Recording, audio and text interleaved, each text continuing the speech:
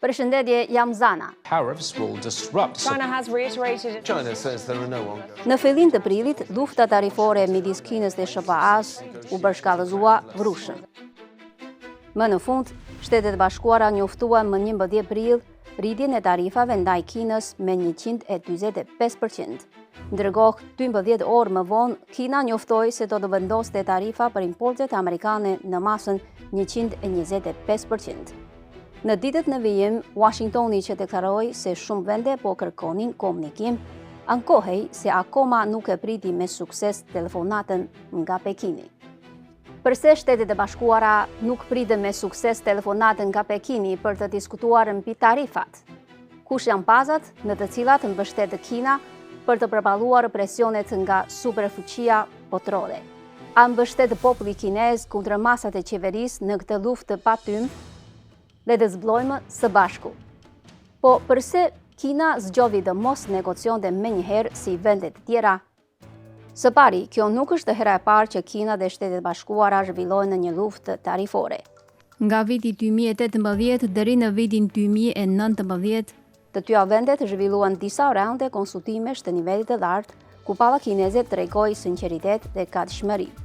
Megjithatë, Shtetet e Bashkuara e shkelën her pas here premtimet e tyre dhe në fund, tarifa shtesë nuk u anulluan, po thjesht u pezullua për shkallëzimi i mëdejshëm. Ndaj, këtë herë, kur SBA-ja nisi sërish të luftën, Kina e kuptoi se në rrethana ku palla amerikane e ndryshueshme nuk shfaq respekt, parazi dhe qendrim të duhur, negociatat nuk do të kenë kuptim. Lëshimet do rezultojnë vetëm në më shumë sullëme në të ardhmen. Së dyti, Shtetet e Bashkuara e konsiderojnë Kinën si një kërcënim dhe konkurrente dhe kanë marrë masa në fusha ndryshme për të frenuar rritjen e Kinës. Administrata e re amerikane i sheh tarifat apo presionet financiare dhe monetare që rrjedhin nga këto si armë, të cilat mund të kenë një ndikim shkatërrues në ekonominë kineze. Për këtë, Kina duhet të kundërpërgjigjet me forcë. Së treti, deficiti tregtar i mallrave të SBA-s shkaktohet nga statusi i dollarit si monedë botërore dhe e përsitet i krahasuese. Ndaj, rritja e tarifave nuk është zgjidhje.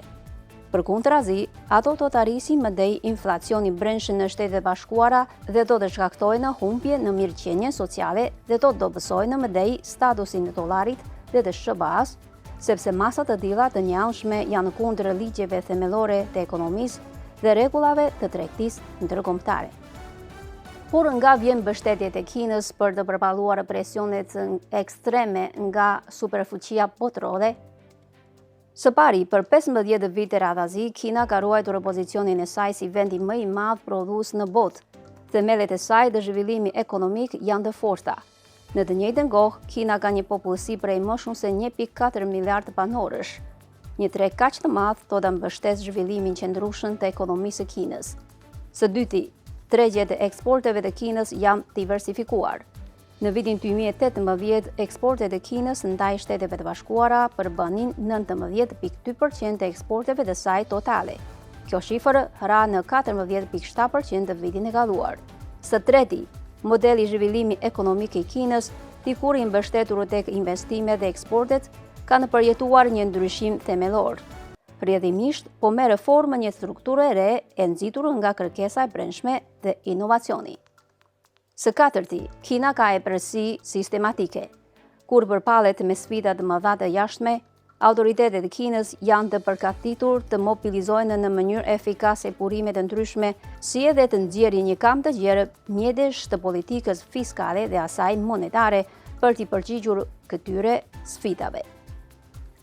Por a mbështet populli kinez kundër masat e qeverisë në këtë betejë patym?